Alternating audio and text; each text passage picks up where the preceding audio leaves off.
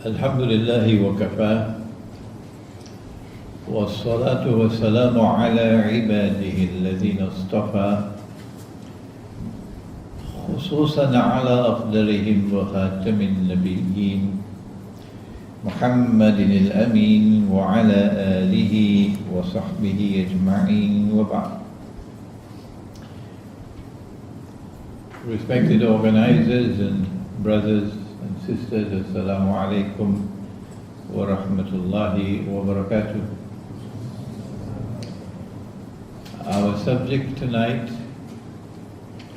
is entitled The Muslim Youth in a Glamorous World. There was a previous lecture on this subject at Cyberjaya about 2 years ago. So we will designate this one part 2. It is a vast subject, so we can take different parts of the subject at different times. This is indeed a glamorous world. No teenager will dispute that. But the glamour is in the cities. The glamour is in the urban centers. No teenager who comes to the city wants to go back to kampung. Kampung, that's dead. There's no life there for me. The city where you have the shopping malls, no, this is life. This is the glamour of the modern world, which is concentrated in the urban centers. And something mysterious is happening in the modern world, which you may not be conscious of because you are so young. And my talk tonight is directed primarily to those young men and young women who are not as yet married, and I can see one or two in front of me who are not as yet married, or those who have just been married. I'm talking to you tonight. Something mysterious is happening in the world these last 100 years. And that is that, you know, the vacuum that you use to clean the house, it pulls all the dust. You've seen a vacuum, haven't you? Well, there seems to be a big vacuum at work in the world, sucking people from the villages, from remote countryside locations, and sucking them and bringing them into the cities, using every single trick in the book. And we're going to talk about some of those tricks tonight. Cleverly designed strategies. And as a consequence, today for the first time in human history, we have mega cities, 10 million people, 20 million people. Mega cities for the first time in human history. And it is a perfectly legitimate question that you should pose to your scholar of Islam, your Sheikh, your Ustad, your Mufti, your Maulana. Ask him, what is it that explains this? You've been lecturing to me so much about wudu and salat and the fiqh. And thank you for those lectures. You've been lecturing so much about akhlaq and good manners, and thank you for those lectures. They are important to me. But I'm asking you, O scholar of Islam, I'm asking you, what is it that explains this mysterious vacuum at work, sucking people out of the countryside, out of Kampung, and concentrating them in the cities to such an extent, for the first time in human history, we now have mega cities. What is it that explains it? We have an explanation. And we've been giving that explanation now for 15, 20 years, but it's a lonely life, I tell you. When you teach the subject of Akhirul Zaman, it's a lonely life, because nobody else wants to come to teach this subject. Nobody. I wonder why. We say that this is Dajjal at work. So welcome to the glamorous world. The Prophet said, sallallahu ta'ala alayhi wa sallam, that Dajjal will come with two things. When last have you heard anybody saying this to you? When last have you heard a khutbah from the mimbar on Dajjal? When last? Why is Islamic scholarship so mysteriously silent on the subject? We question your integrity. Yes, we do. He said that Dajjal will come with two things, a river and a fire. But his river would be a fire, and his fire would be the cool waters of a river. And those who fall in his river, his clamorous river, will have their load of sins increased. And those who fall in his fire would have their load of sins decreased. He takes the road to Jahannam, therefore, and makes it look like the road to Jannah. And he takes the road to Jannah and he makes it look like the road to Jahannam. The mega cities are not emerging in a vacuum. No. The mega cities are evolving into centers of glamour. They are glamorous. Imagine a teenager from Kampung, and he comes to the city and he sees these tall buildings. MashaAllah, his eyes are going to open. Her face is going to be in a state of wonder. Look at these tall buildings. I never saw them in the countryside. And then, unless one has knowledge,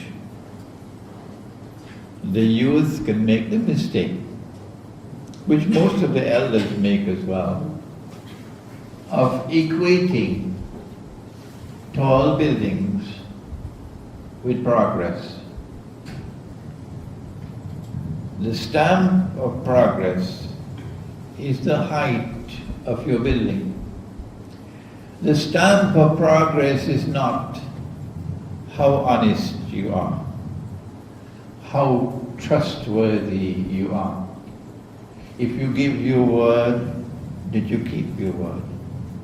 The stamp of progress is not what kind of faith you have in your heart. Are you a young man with a backbone made of steel? Or are you one of those with a backbone made of recycled paper? This is not the standard of progress. No, it's the height of the building. And so the Prophet said, sallallahu ta'ala alayhi wa sallam, and if you know the hadith, don't you? When the angel Jibreel alayhi salam came as a human being and asked how many questions? Satu, dua, tiga, empat, lima. You know I can count in Malay now. 5 questions. Remember? If you don't, you've got some homework to do. And question 5 was, what are the signs of the last day? And amongst the signs of the Prophet ﷺ made mention of was slavery. That there's going to be slavery in Akhirul Zaman. That a slave woman will give birth to her mistress. So there's going to be slavery in Akhirul Zaman. But the other sign was that you'd find the naked, barefooted shepherds competing with each other in the construction of tall buildings. So when you see the tall buildings, you know this is a sign of Akhirul Zaman. Dajjal is seeking to seduce you with the glamour of the city and its tall buildings, so that the heart of the teenager, the heart of the young man or the young woman would now be convinced that tall buildings are a sign of progress.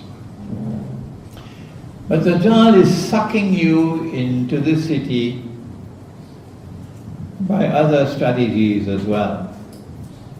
When last have you seen a shopping mall in a kampung? Huh? No. The shopping malls are all in the cities. And the shopping malls are becoming more and more glamorous. You take a trip to a shopping mall, my gosh, this is Jannah. Look at the glamour. Look at the architecture. Look at the water flowing. Look at the palm. Look at the roof. Look at the escalators. Look at all the shops. MashaAllah. I never saw anything like this back there in Kampung. So when a teenager experiences the shopping mall, which we never had 100 years ago, nor did we have the high-rise buildings at that time. It's only since what? That all of this is happening. Since the countdown began. The last countdown of Akhirul Zaman. It began when? The world of Islamic scholarship is mysteriously silent. Oh yes, they are mysteriously silent. The last countdown of Akhirul Zaman began when the body of Fir'aun was discovered in the year 1898. At the same time that the body of Fir'aun was discovered, the Zionist movement was established. And Dajjal is now on his last lap in order to fulfill his mission of impersonating the true Messiah and ruling the world from Jerusalem and declaring, I am the true Messiah. So then you saw the skyscrapers of Manhattan, and then you saw the shopping malls. When we were children, we never saw a shopping mall. Never. It came afterwards. It's a glamorous world. There is something called television. You must have seen a television, have you? And in your sitting room, and so many people are there in the sitting room with you, you can see them on the television screen. Modern technology. And there is a telephone, and there is a modern air travel. And where is the airport? You have to leave Kampung and come to the city to get to the airport to travel. No ships anywhere taking you anymore. Shipping is closed down. It's all air travel. And so Dajjal has a number of strategies with which to suck you out of the countryside and bring you into the city. And we want to begin our talk with one of his strategies. The modern age of Dajjal is an age of an explosion of education, of the pursuit of knowledge.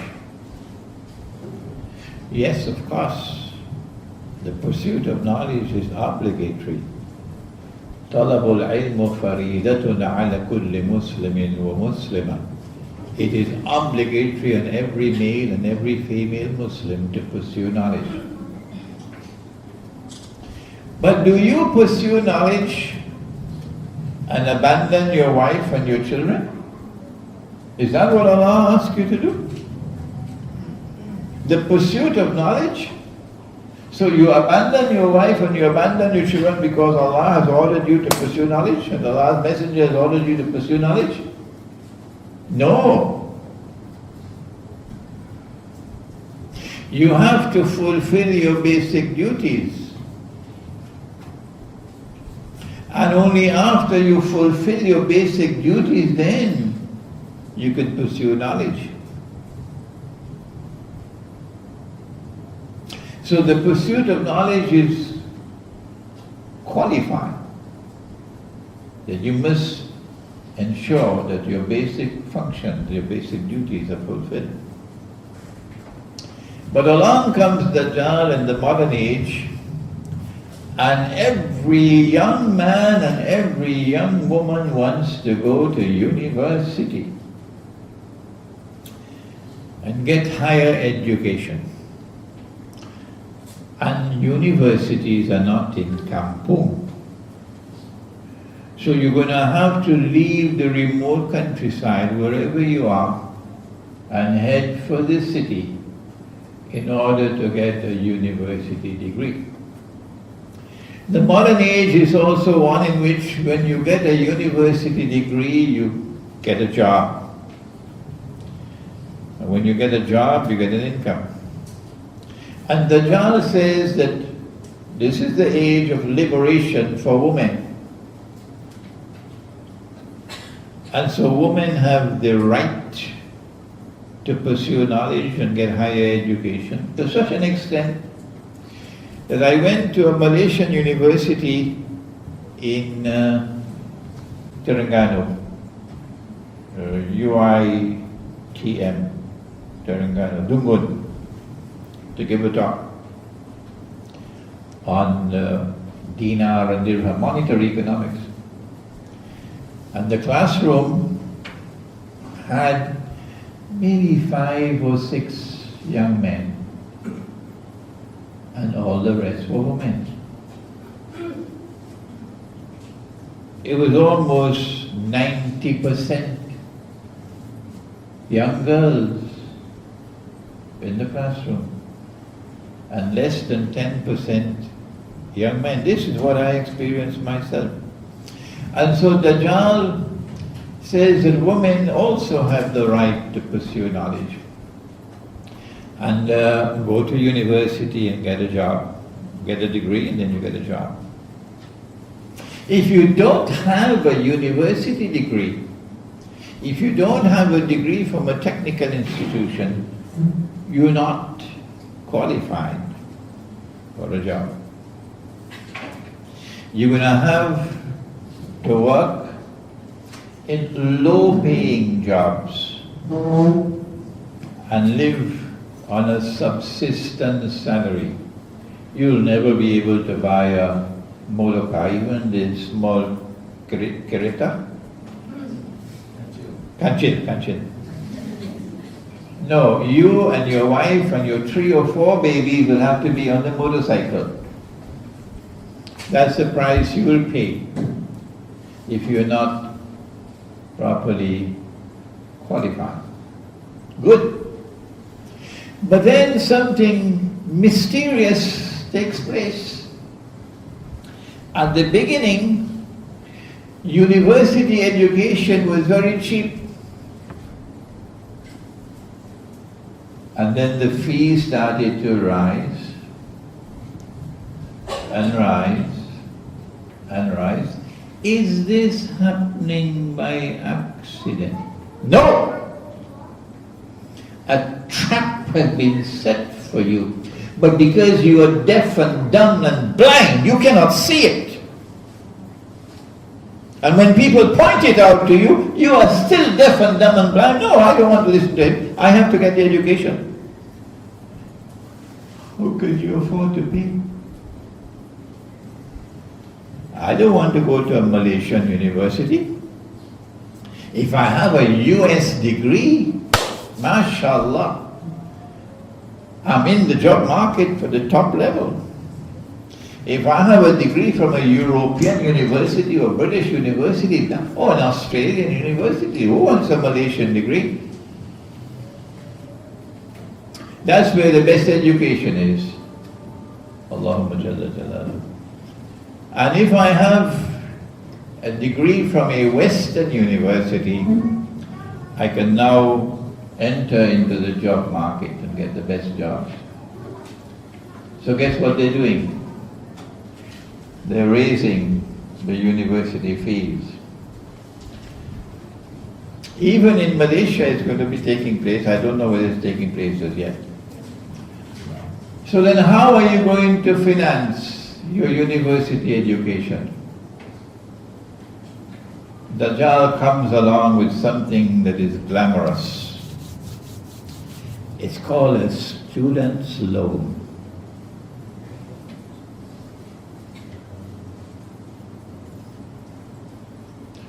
And it is repayable with an only small rate of interest. And you're going to get fatwa upon fatwa upon fatwa that is halal. Yes. And so Dajjal sucks you in. Because what else can I do, Sheikh? I have to go to university. Don't you understand? I have to get an education, I have to get a degree, Sheikh. Don't you understand? Everybody else is doing it. If I do not have a degree, I cannot get a job. Don't you understand? Oh yes, I do. It's you who do not understand Dajjal's glamorous trap for you. You do not care that the Prophet sallallahu ta'ala alayhi wa sallam cursed. He cursed all 4. And he said that they are all equally guilty. But you never hear that from the minbar. They have many other glamorous subjects to talk about, but they don't talk about this one. He said the one who takes riba, the one who gives riba, the one who records the transaction, and the two witnesses, and they're all equally guilty. They will not talk on this subject because they will lose their popularity. There are people who measure success on popularity, and if you want to be popular, don't touch the subject of riba. Government of Pakistan, excuse me, the Islamic Republic of Pakistan has now come forward with a glamorous offer to the young men and women of Pakistan of student loans. Student loans with only a moderate rate of interest. Nabi Muhammad ﷺ said whether the rate of interest is small or whether it is great, the result is the same. Poverty, destitution, slavery. If you do not know the subject, then why don't you remain silent and seek knowledge from those who can teach you? If you do not know the subject of riba. Shazli has a promise to fulfill. Where is Shazli? Outside. Yeah, to organize a seminar for me on riba where I can teach the subject for the whole day. So now, I'm not speaking to you here alone in this gathering. I'm speaking to all those who send their sons and daughters to Britain and to the United States and to France and to Germany and to Australia, and who cannot afford to pay university fees now because the British government is constantly raising the student fees, and who are now sucked into student loans based on riba. And when you have a student loan based on riba, you have the curse of Muhammad ﷺ upon you. And if you have the curse of a prophet upon you, you can perform your salat, it will not be accepted. You can fast in Ramadan, it will not be accepted. You can give charity, it will not be accepted. No matter what you do, it will not be accepted by Allah if you have the curse of a prophet upon you. This is part of the warning that we have to give to our young people, warning them of the dangers of the glamorous world. It's not just education and paying for your education with a student loan. It is that after you get married, you want a house. Who doesn't want a house? You want a car. And so the bank comes knocking at your door.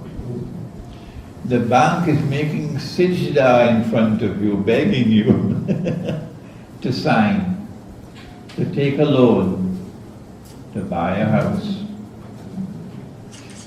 Who wants to live in Kampung? No, a house in Damansara Heights. Who wants a little Kanchil? No, it has to be a nice Honda. And so you take a bank loan now to buy a house and to buy a car. People are even taking bank loans now to perform Hajj. Do you know that?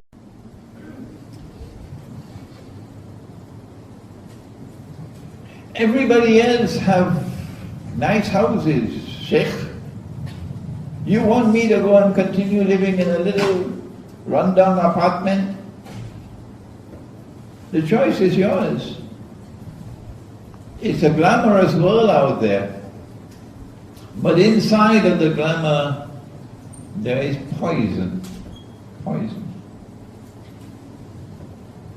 It is riba at work in the financing of education. It is riba at work in housing and in buying motor cars other things. And if you end Surah Al-Kahf of the Quran answers you. In Akhirul Zaman, this is the road for survival. Allah says, بعد أعوذ بالله من الشيطان الرجيم واصبر. Can you help me? واصبر نفسك مع الذين يدعون ربهم بالغداة والعشي يريدون وجهه ولا تعد عيناك عنهم تريد زينة الحياة الدنيا ولا تطع من أغفلنا قلبه عن ذكرنا واتبع هواه وكان أمره فرطا. This is the answer. In Akhirul Zaman, you got to be careful. Who are your friends? Which company do you keep? Not any and everybody, no sir. The majority of people out there are going to be the people of Dajjal, dancing to every tune that he plays, as they're doing in Syria in their bogus Yankee jihad. This is Imran Hussein talking. The bogus Yankee jihad in Syria. This is Imran Hussein talking. Keep the company of those who call on their Lord mornings and evenings with love and sincerity in their heart, seeking Allah's face, meaning seeking Allah's pleasure, seeking qurba with Allah, seeking to please Allah. وَلَا تَعَدْ عَيْنَاكَ عَنْهُمْ, and do not let your gaze be diverted from them. تُرِيدُ زِينَةَ الْحَيَاةِ الدُّنْيَا, because you are attracted by the glamour of the world. Do not let your gaze be diverted from this group of God-fearing people because of the attraction of the glamour of the world. وَلَا تُطِعْ, and do not follow, do not obey, do not submit to those whose hearts we have caused to become negligent of our zikr, and as a consequence they pursue their own agenda. وَاتَّبَعَ هَوَاهُ وَكَانَ أَمْرُهُ فُرُطًا, and all their work will be in the garbage bin. That is the answer to your question. I think we've had enough questions and we're running out of time now. So if can we make a dua? ربنا تقبل منا إنك أنت السميع العليم وتب علينا يا مولانا إنك أنت التواب الرحيم. اللهم أنت السلام ومنك السلام تبارك ربنا وتعاليت يا ذا الجلال والإكرام. اللهم أرنا الحق حقا وارزقنا اتباعه وأرنا الباطل باطلا وارزقنا اجتنابه. اللهم أرنا الأشياء كما هي. اللهم إنك عفو كريم تحب العفو فاعف عنا يا كريم. اللهم إنا نعوذ بك من عذاب القبر ومن عذاب النار ونعوذ بك من فتنة المحيا والممات ومن فتنة المسيح الدجال. وصلى الله تعالى على خير خلقه محمد وعلى آله وعلى أصحابه أجمعين برحمتك يا أرحم الراحمين.